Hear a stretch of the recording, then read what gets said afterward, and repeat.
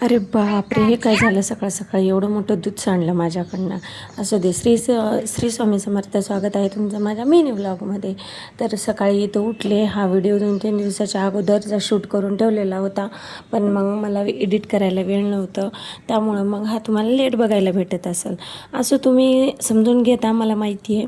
तर मी इकडं सकाळी लवकर उठले. उठून अगोदर की नाही मी पट इकडं मस्तपैकी चपात्या वगैरे करून घेतले, कारण लेकरांना डब्याला द्यायचे होते, शाळेत जायचं होतं त्यांना, आणि उठायला मला उशीर झालेला होता. आणि सकाळी तुम्हाला सांगते, मी इथं समोरच उभी असताना माझ्याकडनं दूध उतू गेलं. असं म्हणतात दूध उतू जाणं चांगलं असतं, पण काय चांगलं असतं आणि काय नाही माहिती नाही, कारण सध्या आयुष्यामध्ये तर काहीच चांगलं होत नाही आहे. किती काही केलं तर सगळं अंगलटच येते. त्यामुळं मग मला एवढं टेन्शन येते की नाही काय सांगू तुम्हाला.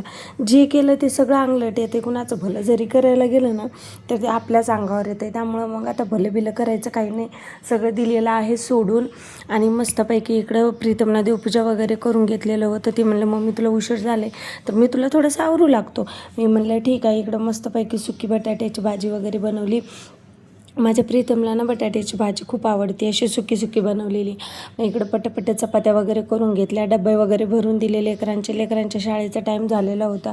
एवढं उशीर झालेलं होतं. ते म्हणतात ना, डोक्यात विचार असले की असंच होतं ना. आज सारायला माझा आजचा दिवस. चला तर भेटूया.